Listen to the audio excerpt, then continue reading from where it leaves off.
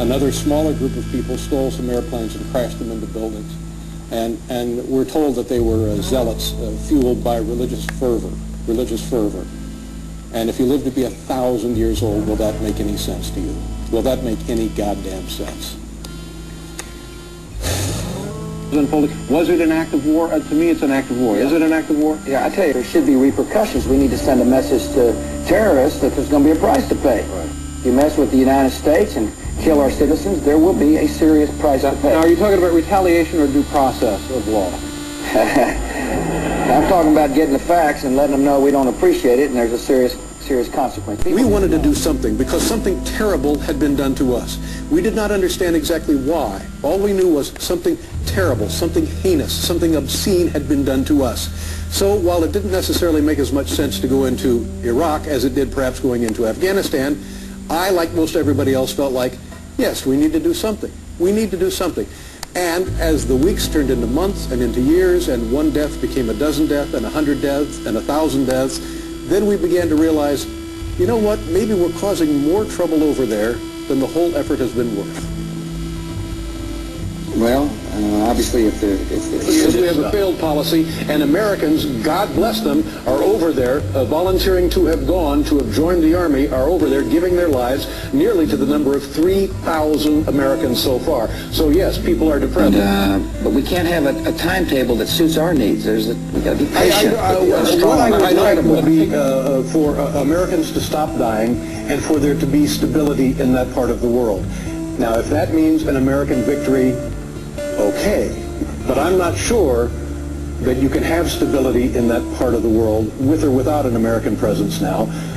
So I would do whatever it takes to stop American society. I do understand there's a lot of religious tension, a lot of history, a lot of pent-up frustration. Well, let me ask you a question. Was there more heinous, more dangerous violence taking place then in Iraq, or is there more heinous, dangerous violence taking place now in Iraq? I think that's a hard statistic to prove. But if you were to, if I could be convinced, we went over there because there was weapons of mass destruction. It turned out there were no weapons of mass destruction. Right. And now, what everybody is saying, what about Kim Jong-il? Not only are we guessing that he has weapons of mass destruction, he's saying, hey, look at me, we're setting another one off. Come on over. He actually has weapons of mass destruction. Well, definitely on that, of course. What were we supposed to do going into Iraq then? It seemed to me that Afghanistan was more directly the source. I mean, there's been no tie proven between Saddam Hussein and Al-Qaeda. I happen to believe one of these people who believe that if this is going to save lives. But we made a mistake in war, so we stay there and kill as many Americans as we possibly can. Yeah, that's the way you get out of a mistake. You're trying to put a U.S. solution on the Middle East, and that's not going to happen. Honestly, believe, irrespective, I don't care, irrespective of what the, oh sure, help yourself, irrespective of what the United States, let's say to your way of thinking, the United States prevails militarily in Iraq. Right. How long do you think stability in that part of the world will last? You know, I don't know. Yeah. Would it have been worth it? Listen, we got gas up there. Yes. Is that going to happen? Is it going to be stable for another 1,000 years? I would hope so. I would hope so, but the frustration is now boiled over into violence. It looks to me like the country is going to fall apart anyway, regardless of what people do.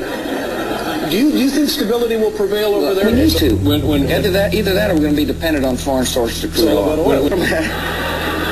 We got a lot of automobiles. Yeah, but you know what I'm saying? It's all about oil. That's why we're there. Big deal. The Arabs have got us over the barrel, so to speak. We're importing 57% of our crude oil.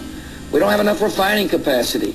People are going to start paying high bills, and I'm worried about it. I'm worried about what it'll do for the economy. I'm not smart enough. Just the way you put artificial facts in your head. Honestly, I mean, you raise some points, but the truth of it is, a reasonable person can't believe what you're saying. No, it is.